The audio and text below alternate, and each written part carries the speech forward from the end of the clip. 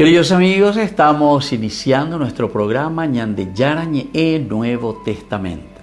La palabra del Señor que llega hasta nuestros corazones, nuestra vida, para transformar nuestra sociedad. Juntos queremos hacer este camino escuchando la palabra de Dios, la vida de Jesús, sus discípulos y ahora nosotros, que nos comprometemos en vivir los mandamientos y la palabra que Dios dejó en nuestro corazón. Iniciamos de esta manera Ñande Yarañe Nuevo Testamento. Pedimos la intercesión de nuestra Madre, la Virgencita, auxiliadora de los cristianos. Dios te salve María, llena eres de gracia, el Señor es contigo. Bendita tú eres entre todas las mujeres y bendito es el fruto de tu vientre Jesús. Santa María, Madre de Dios, ruega por nosotros pecadores, ahora y en la hora de nuestra muerte. Amén. Y así damos inicio a nuestro estudio bíblico Ñande Yarañe Nuevo Testamento. Bienvenidos a Ñande Yarañe, un espacio de reflexión donde compartimos con el Padre Víctor Luis Cabañas sus conocimientos sobre el Antiguo y Nuevo Testamento. Este programa cuenta con el apoyo de la Fundación Santa Librada. Comercial San Cayetano patrocina este espacio de evangelización.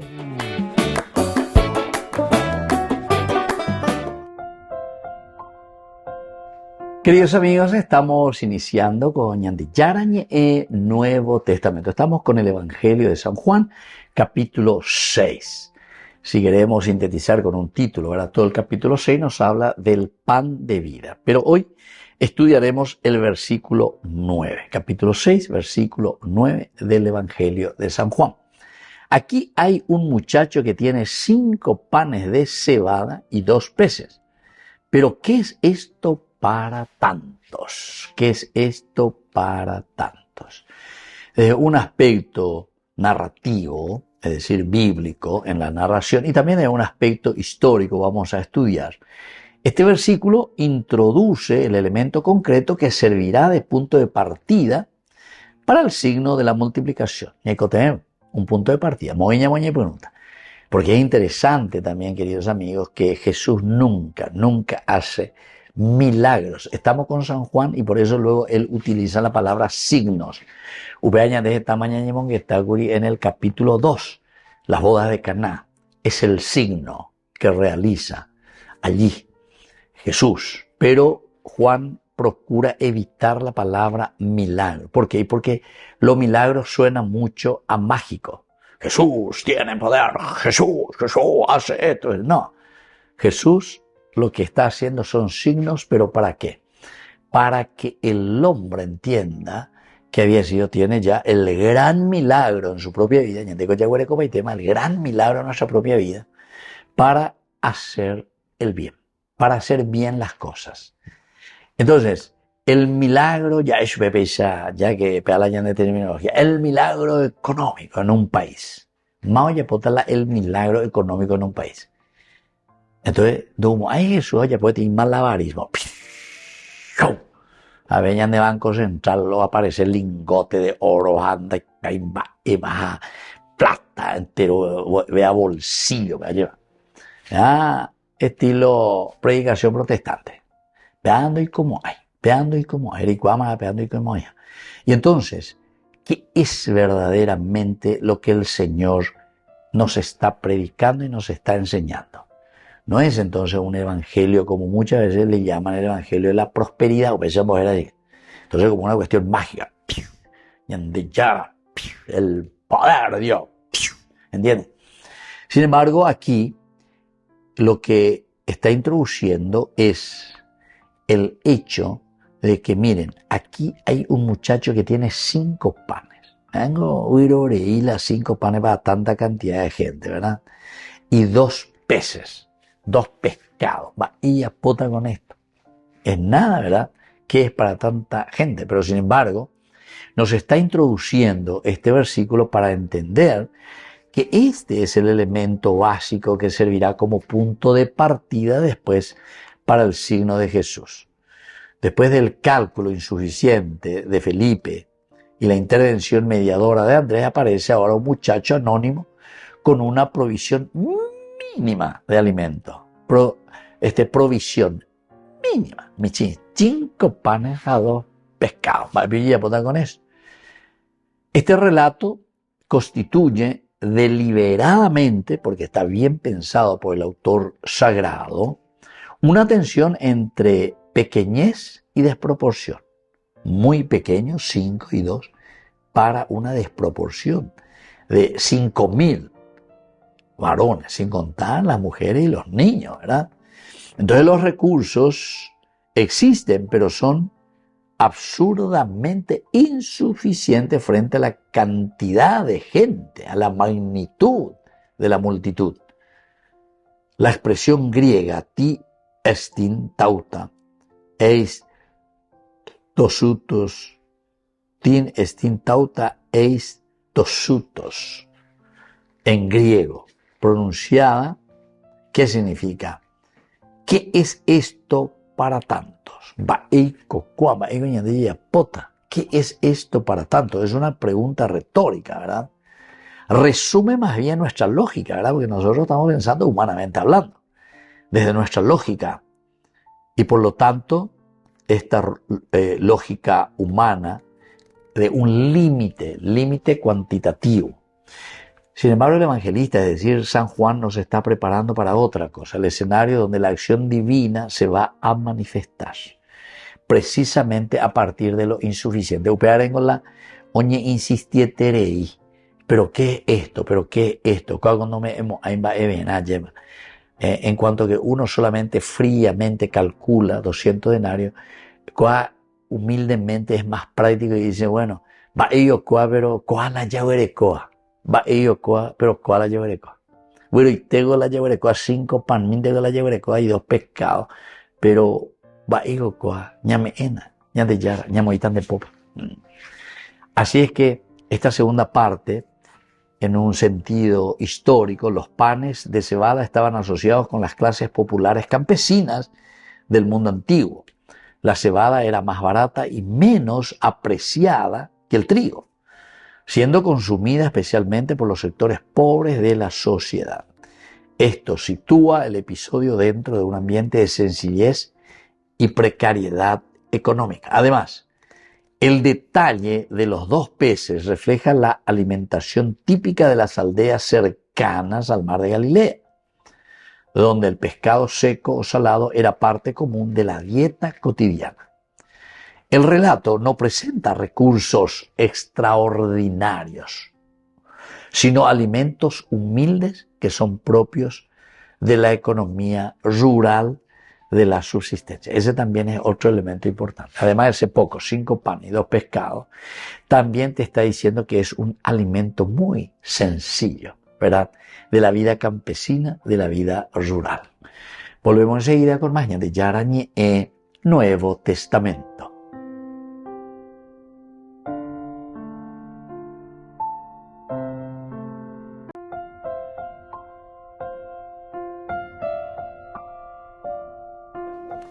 Queridos amigos, seguimos con Yandi Yarañe en Nuevo Testamento. Estamos nosotros con el Evangelio de San Juan, el capítulo 6, versículo 9. Aquí hay un muchacho que tiene 5 panes de cebada y 2 peces. Pero, ¿qué es esto para tantos? Desde el aspecto cultural, antropológico, compartir alimentos en el mundo semítico tenía un significado profundamente comunitario y relacional. Esto hemos insistido varias veces, seguimos insistiendo, el autor sagrado también, el aspecto comunitario, el aspecto de relación. Es decir, hay relación en la medida en que yo me preocupo y digo, por ahí me pregunta, es una pregunta retórica, pero una pregunta retórica para ver también la magnitud de lo que será el signo o el milagro de Jesús ante esta realidad. Y nos confrontamos con magnitudes muy grandes. Una multitud de 5.000 se compraron mujeres y niños, y una, no sé si se puede decir magnitud porque es pequeño, ¿verdad? Una pequeñez de 5 panes y 2 pescados, ¿verdad? Entonces, ante la magnitud, nos encontramos en un gran contraste. La presencia de este muchacho introduce además un elemento significativo dentro de la cultura. Alguien socialmente pequeño y sin relevancia pública se convierte inesperadamente en parte esencial del acontecimiento. Ese niño, ese muchacho, no es el que alimenta a su familia, no es él el que trabaja y trae el pan nuestro de cada día para la familia.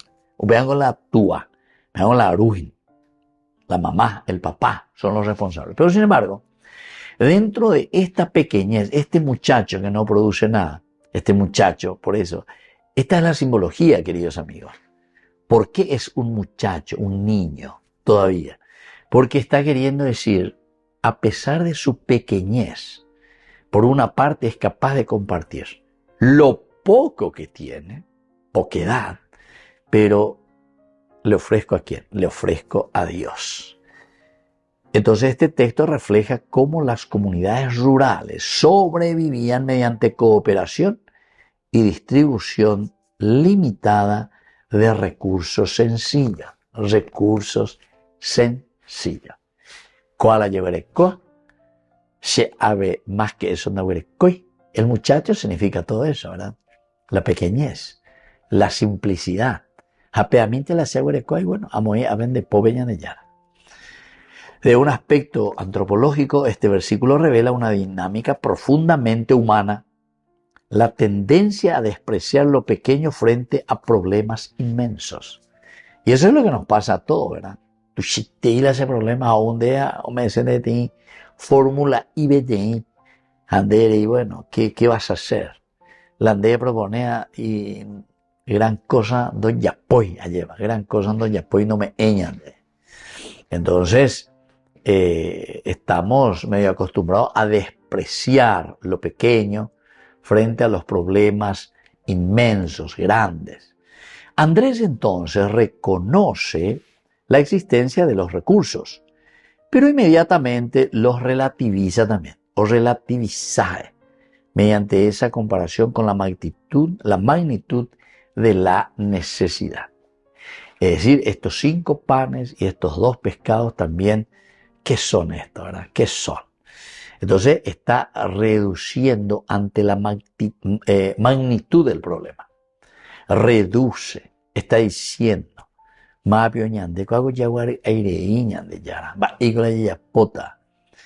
te traemos esto, es lo poco que tenemos. Pero ¿por qué se está insistiendo con esta pregunta retórica? Porque también nos quiere hacer entender que lo que vendrá será una cuestión demasiado grande. Te quiere hacer entrar en pensamiento, en relación. Lo que se va a realizar será una cosa muy grande. Entonces por eso nosotros mismos nos damos cuenta y decimos, pero ¿qué es esto, verdad? ¿Qué es esto para tanta gente? Imposible. 5 panes y 2 pescados.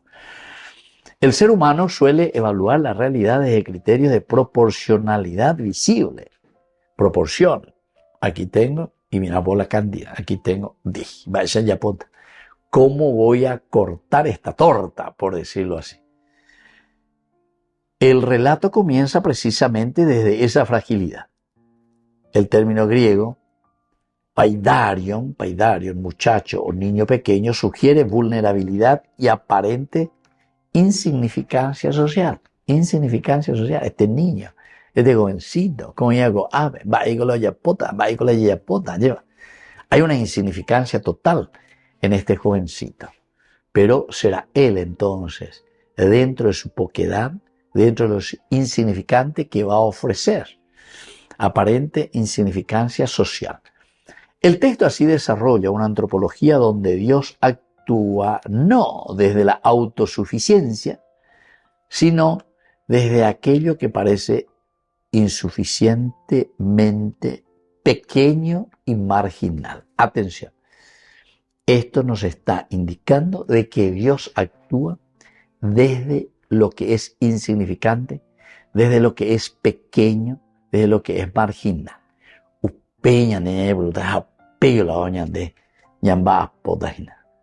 Volvemos enseguida con más de Yarañe Nuevo Testamento.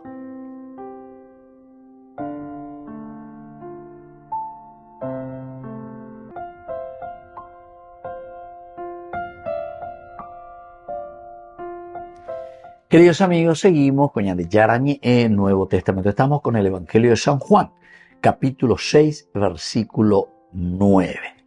Aquí hay un muchacho que tiene 5 panes de cebada y 2 pescados. Pero, ¿qué es esto para tantos?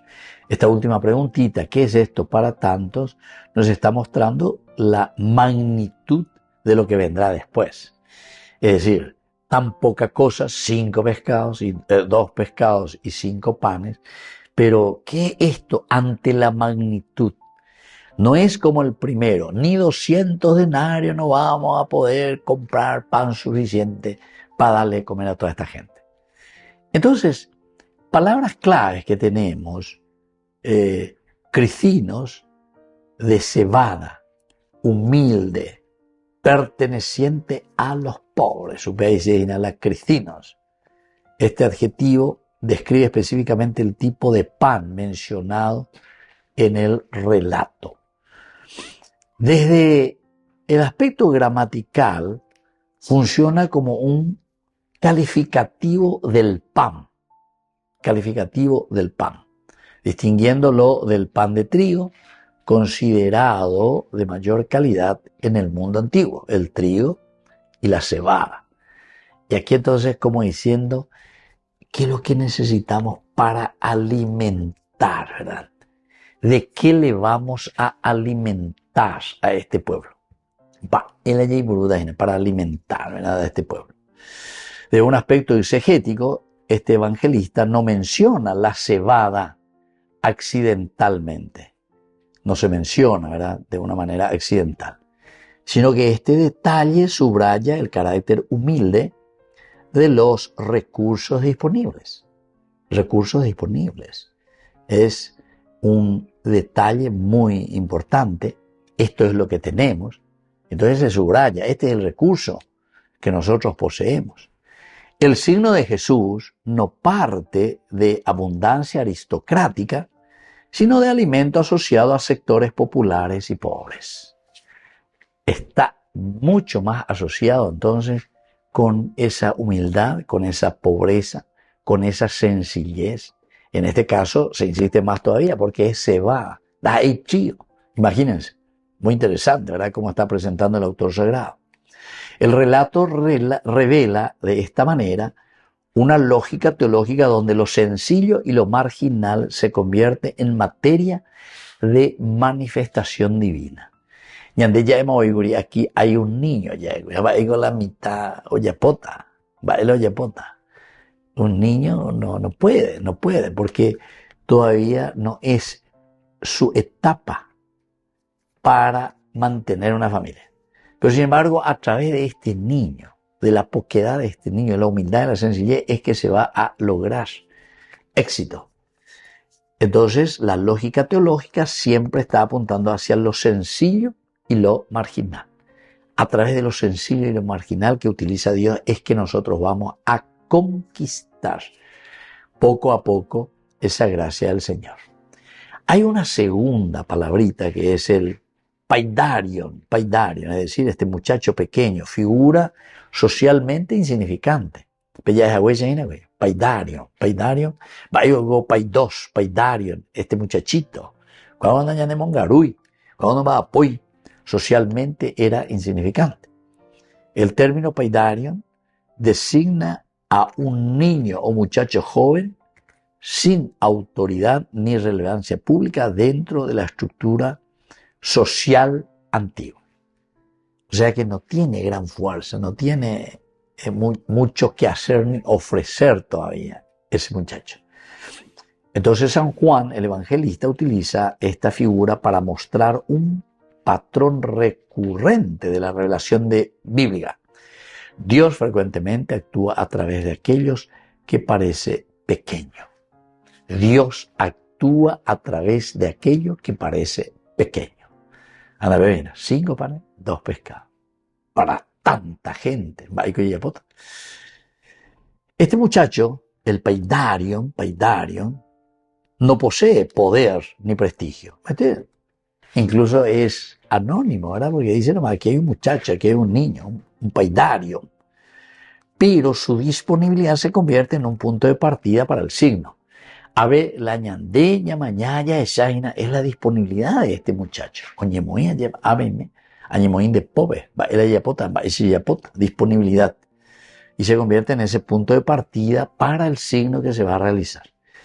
El texto, por lo tanto, confronta la lógica humana de grandeza con la lógica divina de transformación desde lo humilde. La lógica humana necesita ni 200 denarios. Yarecuana, pea, yarecuana, muega, toda maisa, la yapo algo. Aquí, sin embargo, dentro de la humildad, la sencillez, ale, ave shaguereco. Pero otro calcula, yaguereco vaina, ave aima, checo a minte la guereco, pero con ahí, ñamuñe puimota. Volvemos enseguida con más ñande yarañe, Nuevo Testamento.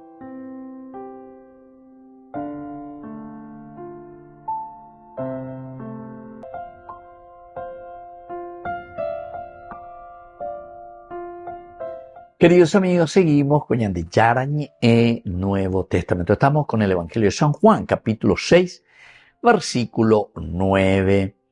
Aquí hay un muchacho que tiene 5 panes de cebada y 2 peces. Pero, ¿qué es esto para tantos?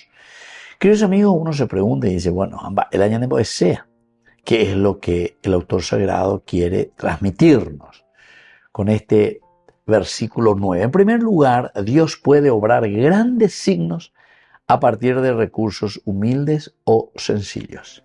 Dios puede obrar grandes signos con recursos tan pequeños. 5 panes, 2 pescados. Pues entonces, pues esta mañana ya la pobre lleva el obrar, la fuerza de Dios sobre lo pequeño. Lo segundo es que lo aparentemente insignificante puede adquirir centralidad en el plan divino. Lo aparentemente insignificante, esto es insignificante, te dice, puede adquirir centralidad en el plan divino. ¿Verdad? Este muchacho, este niño, paidario, o sea, y este niño lo greco, va y con la yepota, llame esta, llame emo, no, peago virore y pea bien va, y ya pota. ¿Se dan cuenta? Lo insignificante, pero aquí, eso que aparentemente es insignificante puede adquirir centralidad para Dios. Es lo que después nos va a renovar y nos va a empujar y nos va a hacer crecer, ¿verdad? De adentro para afuera, pero con la fuerza, ¿verdad?, que cada uno tiene. La tercera enseñanza es que el ser humano tiende a medir la realidad solo desde criterios de proporcionalidad visible. Ahí pues entra ya el aspecto de la fe.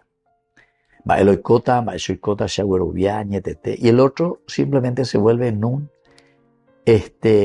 pensador frío, calculador, dentro de la lógica, ciertamente, ¿verdad?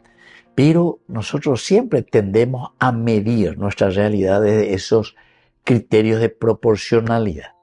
Habemos en 5.000, habemos en la sepana de 5, proporcionalmente no cuadra. Por decirlo así, si queremos 5.000 hombres, pero donde llegó ahí en la cuña, cuera la y me voy cuera muy bonita. Pero ya eso es pensar 5.000 hombres, entonces 5 panes, un pan para 1.000 personas, ¿entiendes? Bueno, esa es una forma solamente de pensar, pero el ser humano normalmente tiende a la proporcionalidad, lo proporcional, desde ahí, y le cuesta más el lanzarse, el mirar, el confiar, el creer plenamente en Dios.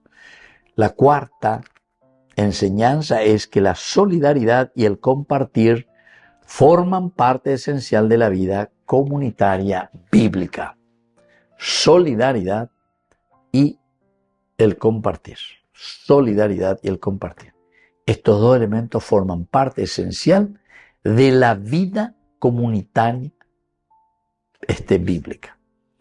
Solidaridad y aquí sobre todo el compartir.